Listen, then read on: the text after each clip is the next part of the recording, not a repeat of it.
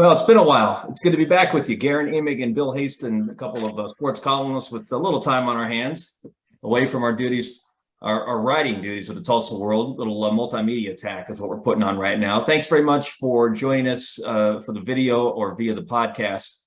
We're here to talk football primarily today because it is August. College teams are going to practice. High school teams will be headed that way very soon. We'll have the NFL. We'll have NFL games rolling out before we know it, Bill. We have an NFL game tonight. No way. Who's playing tonight? Hall of Fame game. Oh, is that tonight? I think so. Raiders and Jags. Mm-hmm. Oh my gosh. Although, I mean, no starters for either team. No, you're not going to see Josh Jacobs or Dylan Stoner. Well, you will see Dylan Stoner play tonight, but not Josh Jacobs. But it'll be all backups for both sides. But it'll be guys running around in NFL uniforms. So, yeah, there's a game tonight. Hey, speaking of Stoner real quick, saw something on social media just this morning about two Oklahoma State Cowboys who are turning some heads in camp. Jaylen Warren with the Steelers, and here's a surprise, right? Malcolm Rodriguez with the Detroit Lions. Saw what Dan Campbell had to say about Rodriguez in a news conference, I think yesterday, and he just kind of stated what everybody around here already knew, that he always seems to be at the football, and that he's making a lot of plays, and that he's got, I guess, better than expected speed, and that he's right in the mix of it. So, yeah, I was concerned only with Malcolm, like guys like Jimbo Elrod and Rocky Kalmus come out of college having given so much physically. Yeah, right. Out of there with banged up joints and damaged joints, and Malcolm played a lot of high velocity, high speed football, right? And wrestled. And so if Malcolm Rodriguez can stay healthy, he will make a roster and he'll make a lot of money and he'll be a fun player to watch. Yep. It'd be the second thing is Zach Thomas, actually, an undersized guy who just hits out of people. Yep. It's a great comparison. Malcolm's old team, of course, the Oklahoma State Cowboys, already back at practice with Mike Gundy starting season number 18. They hit it yesterday. The Sooners of Oklahoma did their media day this week. They'll be on the field very soon. Here's a question out of the gate by way of starting our college football talk for this year, Bill. You have any idea who's going to win the Big 12 this year? Oh, no, but I mean, Texas is a great X factor. Oklahoma State is an X factor on one side of the ball. OU, I mean, I don't know how you don't pick OU in spite of Baylor sneaking in last year. I don't know how you don't pick OU just out of habit. But no, and I mean, Texas should be talented enough to get in the game, right? They should be. Version 20 of that, right? Amen. So no, I mean, I it's kind of part of the beauty of the season is there is no, I mean, like most of these recent years, especially the Riley era, OU was the overwhelming pick because for obvious reasons. I mean, it was only 5 years ago that Kyler Murray was a backup, right? Quarterback, right? A backup. Now you got General Booty. Quarterback at OU. I'm not making fun of him. I think it's a great name, and he comes from a great bloodline. So we'll see. But I'm just saying, and he's a backup. No, that's going to be the reaction you get when his name is mentioned on any podcast, radio show. It's a great name. Yeah.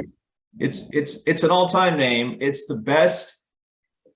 I'm trying to think. It's the best OU quarterback name since. Man, help me here. Julius Caesar Watts, of course, once upon a time was pretty good. Man. Who are we forgetting? Well, I mean, Jack Mildren to me just sounds like Captain America because of who he was and the way he played, Right. But I mean, as far as flash names, J.C. Watts and now General Booty would be difficult to top. I mean, great name. That is such a key storyline, I think, at all three schools, honestly, is the backup quarterback position because, I mean, Dylan Gabriel, One of the ESPN conversation show guys, I can't remember which, picked Dillon Gabriel to win the Heisman. To win it, or just as a dark horse? No, to win To it. actually win it? Yes. Yeah. In fact, it may have been the Daily Wager show, where they it's all about gambling and props and all of it. It may have been one of their people that picked him to win the Heisman. Goodness. But so you're very established, actually, really, at all three starting quarterback positions in the state here, with Bren at Tulsa, Sanders at Oklahoma State, and Dillon Gabriel's an experienced guy. Right. Reunited with Levy, presumably a formidable guy at OU. But then what's behind him? I mean, you don't have a Kyler Murray type backup. You don't have a Brandon Whedon in the bullpen, right, at any of these places. So to me, the next 3 weeks are massively significant in these coaches identifying, if we have to go to the second guy, who is the second person? Yeah. That usually is a throwaway story that you're right every August, because you're sort of prone to go to the depth chart, especially at the most important position, but you're not really programmed to think in those terms. Well, you really ought to be this year, to your point. And it's not just because of the lack of experience behind the quarterbacks you just mentioned. I mean, you literally have to. I knew who the two guys behind Sanders were at Oklahoma State, Bill, but I did not know that, for instance, that Garrett Rangel spelled his first name with just one T. I wrote it with. I had to check the roster, and I'm not even sure I've got the pronunciation correct. I think it's Rangel. Yeah, that's how I've heard it. But I mean, if you're in Oklahoma, you're thinking, because of the name, General Bowie gets your attention. But can anyone tell you the first thing about what he might bring to the offense? Should he be called on? Does anyone have any clue as to whether Nick Evers has advanced to the point that they could reasonably ask to helm that offense if something were to happen to Gabriel? And oh, by the way, Gabriel, Sanders, and Bren, to your point at Tulsa, they've all been hurt. It's not like they're made of steel, right? Right. Well, Sanders missed the one game last year because of COVID. Yes, right. So, technically he was a healthy guy last year, but can he go 13, 14, or 15 games? I don't know, but you have to have somebody behind him. And at OSU in particular, they're really green with Gunnar Gundy as a 2 years removed from high school, but a redshirt freshman now, who hasn't thrown a meaningful pass since the Bixby championship game in 2019. Right. He beat Stillwater in an unbelievable game. And then Rangel, who's a freshman. He was playing high school football last year. So, based on what I hear, it would be Gunnar Gundy to run out there wearing his dad's jersey number 12 as the first quarterback to wear 12 at OSU since Mike Gundy. Goodness. Yeah. A lot of pressure. Great storyline though, right? Yeah. No. And we mentioned that before. Good for us. I don't know how good for OSU if that were to happen. You talk about a guy they need to encase in bulletproof material, bubble wrap, whatever it takes to keep Sanders. They ought to be as careful with Sanders as they were with him during that first fall of COVID 2 years ago. Would be my suggestion. Who's going to something else that I included in the column today, Bill, besides the backup quarterback position at Oklahoma State, and that was the featured running back at OSU. You have any idea who's going to lead either the Cowboys or Sooners in rushing? I think that Dominic Richardson and Stillwater and Eric Gray and Norman are going to be the answers for those with just a past spring practice of knowledge. But let's put it this way, I'd be surprised if both, maybe one will lead his team in rushing. But I bet the odds are a little long that both of them do. I get the sense someone's in the shadows at both OU and OSU, ready to emerge, to take some of the load off. Well, my guess at OSU on run game production is that it depends in large part on, because I'm hearing that kind of some of the same problems Oklahoma State has had for years now on the offensive line. Oh boy, don't say that. Yeah, it's again a work in progress kind of deal going on. And so if the protection for Sanders isn't adequate, you want great, but if it's not even at least adequate, then what I think you'll have to see is it's not optimum, but I think you would see Sanders involved in the run game a lot more. And then they would but if that's what you got to do to win games, then so be it. So I can see where maybe at OSU by season's end, you have three guys ranging from 500 to 700 and 800 yards. You know what I mean? And possibly with Sanders at the top of that list. I don't know. But I do like Richardson a lot. But we'll see. I think just how OSU looks up front will determine whether Sanders is within striking distance of some really good passing game milestones. We'll just have to see if they can protect him well enough that he can hit those milestones, and if the passing game can be a reason why they win games. Yeah, you wrote a really interesting column about him just recently in terms of assailable numbers for him and records that I don't think people realize. And it's sort of either. And doesn't it, Bill, go sort of, it feeds into the narrative that I just don't know if this guy's he just isn't going to be he's not going to have the place that he probably deserves in the annals of OSU quarterbacks. And I don't know if that's because, well, it is. It's partially because of his penchant for mistakes, and he's still making them. Yeah. As well as he played in the Fiesta Bowl, and it was incredible. He threw 4 picks in the Big 12 championship, the game before that against Baylor. He hasn't shaken that, despite the fact that you'd think that would have happened by now. He's also been, I think, sidetracked by the number of position coaches and coordinators he's had in Stillwater.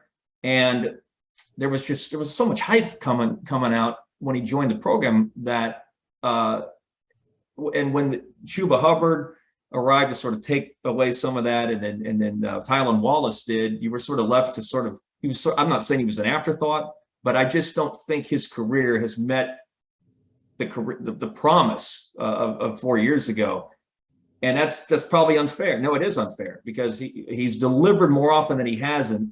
And all you hear from Gundy and Casey Dunn and Tim Rattay is, notice this guy while we got to notice him while we still have him, and appreciate him at the same time. That's right. Well, he did come out. I would say this,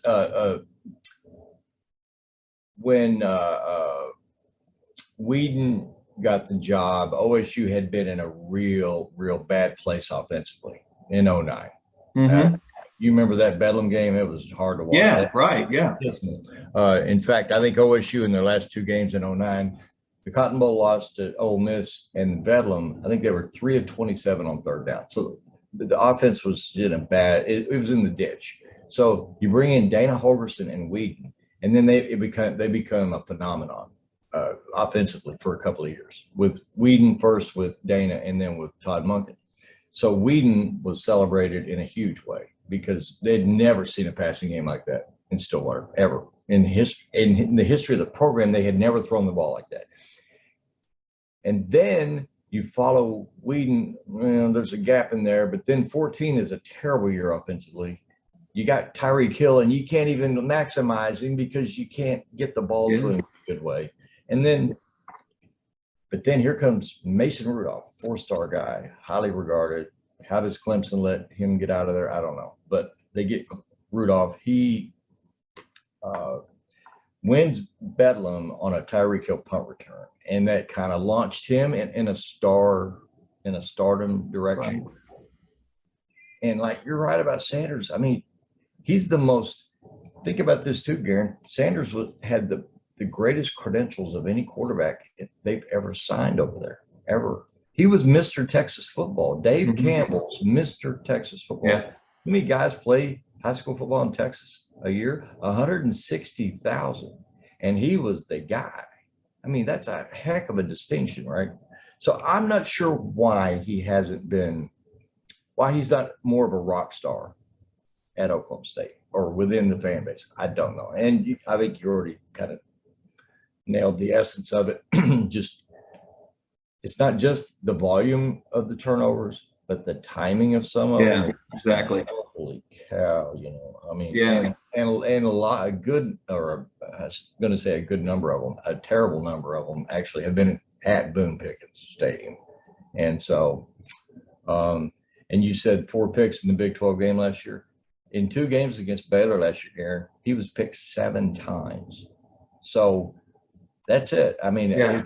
if he can come back this season with just typical yardage production and touchdowns that he's been doing, he's going to be like number 2 all time in passing at OSU behind Mason Rudolph, yardage and touchdowns. Yeah. If he cuts back on the picks, he's also that close to becoming the all-time interceptions leader at OSU. You don't want that one. But can he have a 28 touchdown, 5 interception kind of season? We'll see. Yeah. And you know, I mean, he's got an NFL future to consider. It's so stupid for me to say, you know, he really should think about cutting back on his turnovers. I mean, obviously he's trying to play clean football, but there's just something about his decision making at that split-second moment of truth where he could either like take the sack, chuck it out of bounds, or turn it over. And just too often, man, he throws it in the middle of the field and it goes the other way. Yeah. Interesting that Gundy, by the way, has used the term magician to describe Sanders and the Cowboys offense more than once since media days last month in Arlington. For a guy who always seems to have to live up to expectations, if I were Mike, I might tone that down just for his sake, just for his quarterback's sake. You know what? I would say the best 2 games he's ever played, Sanders, I would say the first game of his career at Oregon State. The run game. Oh, yeah. No, yeah, I was there. Yeah. That's about as comfortable as he's looked in the offense. That was his first time out. Fantastic night for him. I don't think he was thinking that night because it was his first game. He was just playing. Yeah. And then I would say if you won his 2 best games to this point, just take those bookend games, the first one and the most recent. Yeah. And if you could bottle those up and say, you know, let's go with that every week, Spencer. Then I would say OSU is no worse than a favorite to get into the championship game again, and that Spencer Sanders would be on a roster, somebody at the NFL level. So but just cut back on the giveaways and see what happens, man. Yeah. All right, on the subject of quarterbacks, I want to move to the high school game. You wrote the most interesting thing I read all week. Oh wow! About the situation at Jenks. I mean, that was already a little wild. Trojan fans, and really because this is Oklahoma and high school football, and the level of interest is off the charts. When you wrote the piece detailing Jackson Presley, right? The kid, correct? His move from California to Jenks with his father's connection, Brian's connection to the program.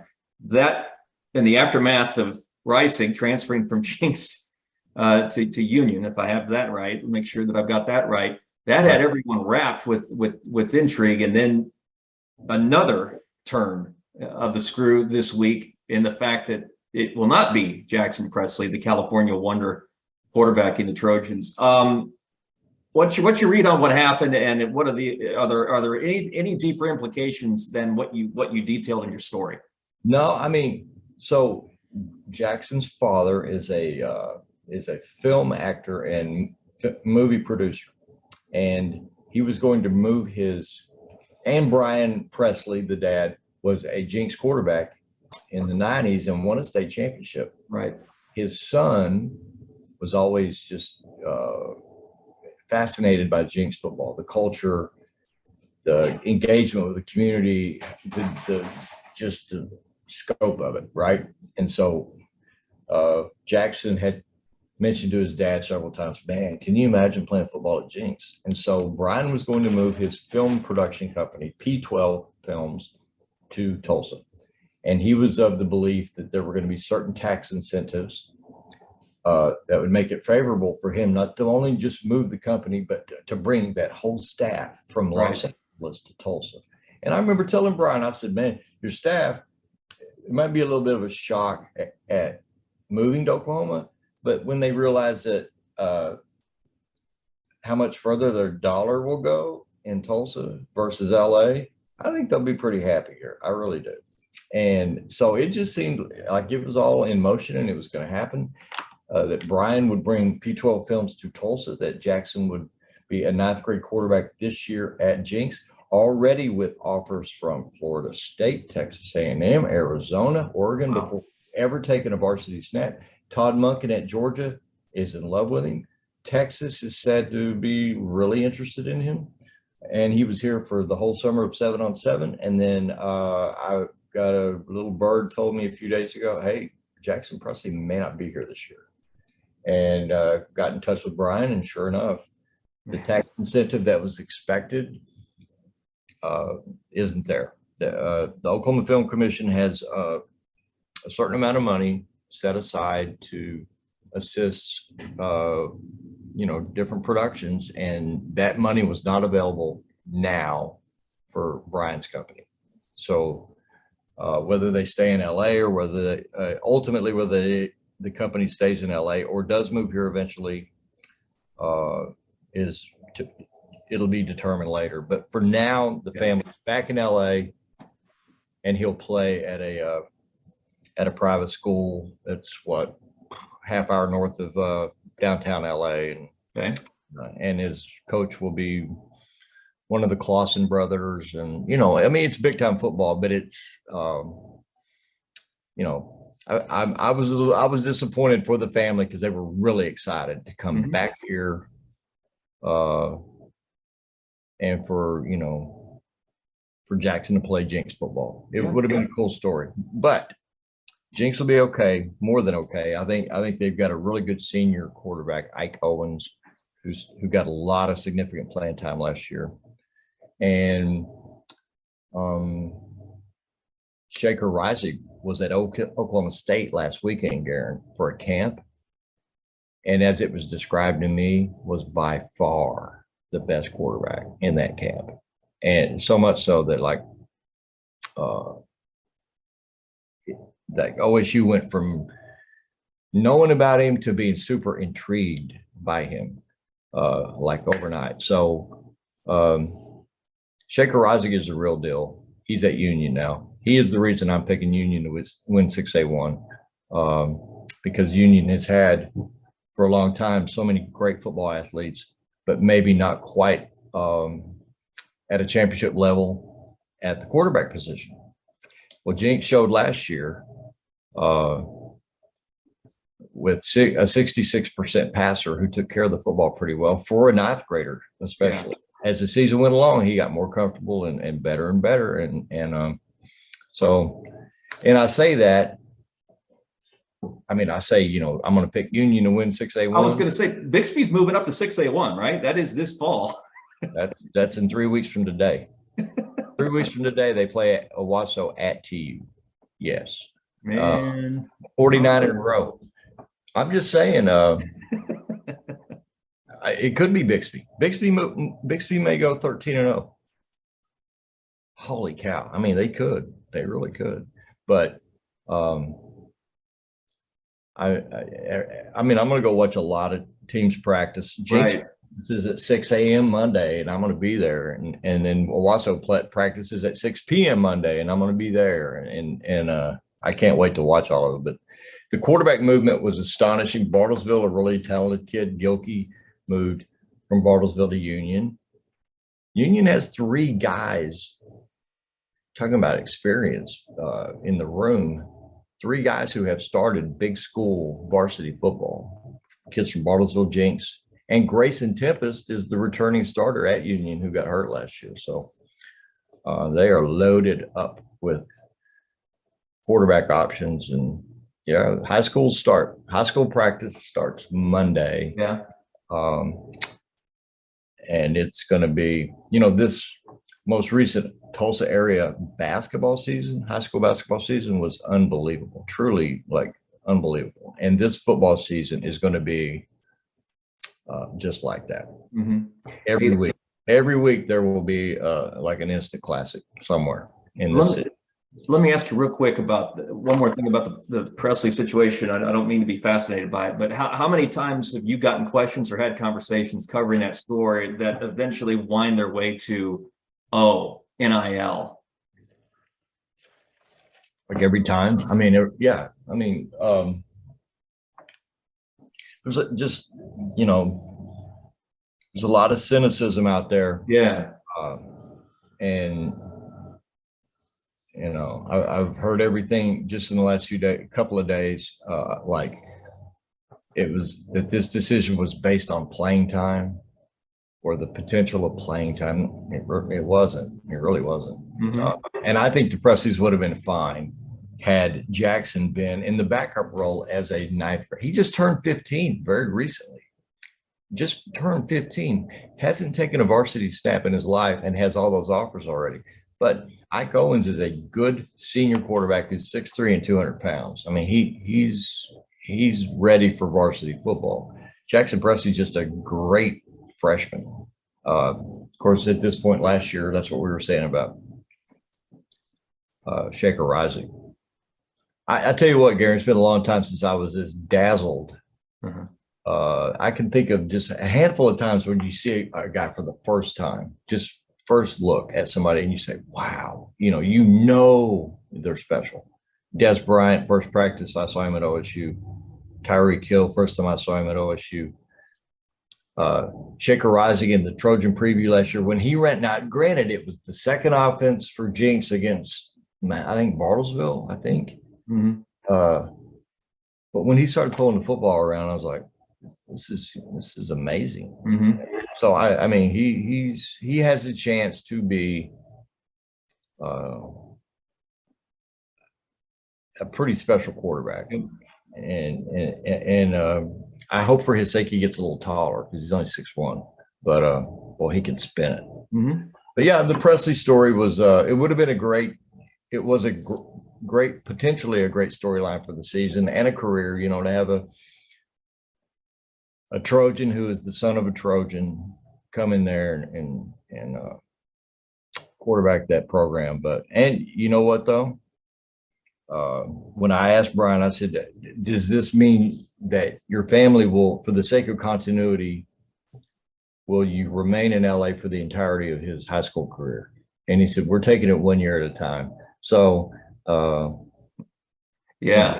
And it depends on what, maybe his situation with the film commission changes. Yeah. And that tax incentive and they move here and then he plays football at Jenks. We'll see. Yeah. That's how this works now. I mean, like it or not. I mean, listen, I am not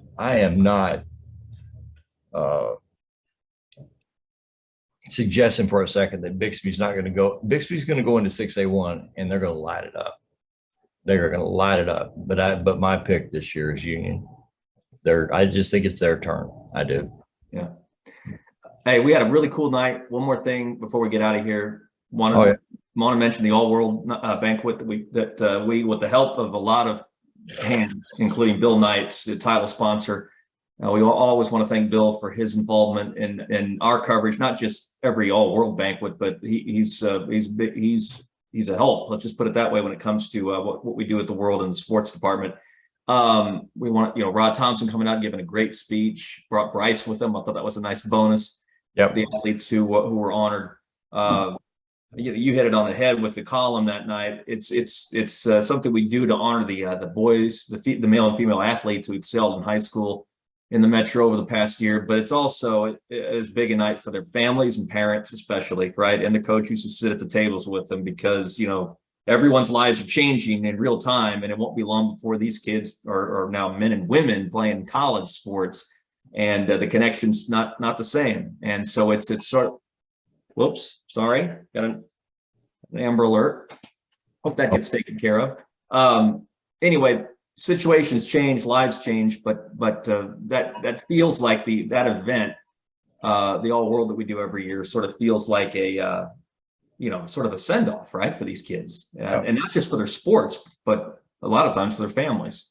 It's interesting because Bill Knight brought to the ballroom an amazing F-150. And this Mustang Mach 1. And so after the banquet, I was talking with Arthur Presley, the father of the Presley kids at Bixby, Braden Braylon. Braden, who now is a ninth grader, Brennan Presley's father. And so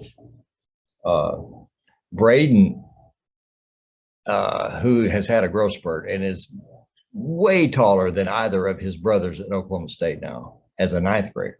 He's like almost 6 feet tall, believe it or not, and will be a wide receiver, running back, cornerback. They're throwing him in the deep water like right out of the gate. But, you know, we went over and looked at that. Braden and Arthur and I went over and looked at that Mustang. And we started talking about NIL. I said, you know, maybe you'll be tooling around Stillwater in one of these as a result of an NIL arrangement. Yeah, right. And I wasn't being silly about it. I mean, that has just been such a game changer for these kids. I don't think Braden Presley's going to practice every day with a Mustang Mach 1 in a Sure, right. Level. Right. But I mean, it's just such, you know, the fact that it's there. I mean, but you know what? He was as a 14-year-old, 15-year-old, maybe by now, he was more aware of NIL than I would have guessed. You'd have to be. Yeah. Yeah. I mean, just how it works. And of course, look at Bryce Thompson. Bryce Thompson drives a Bill Knight orange Mustang. That's right. It's a beautiful car too. Yep. Yeah. So, but the banquet was beautiful, and I was, you know, no disrespect to any of the other nominees, but now that I've gotten to know Chance Wilson a little bit and seen him, I was there the day he won 4 golds at the state track meet. And I've watched him in 7-on-7 this summer, quarterbacking Rejoice Christian, and he's a real deal. And I know TU offered him. He recently committed to Montana State. What? And so I need to make a call and find out what's going on with that, because you met him, you saw him. Does he not look like an FBS? Yeah, I was going to say he looks walking around a ballroom. I mean, he looks a little above Montana. It's not a show, and I don't mean to, no disrespect to our Montana listeners, but he looks a little bit above that means, I guess is how I'd say. He looks a little bit above Tulsa's means, to be honest, physically.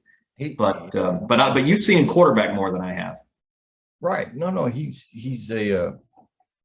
I was just happy for him to win that award. That he won that Male Athlete of the Year award. Yeah.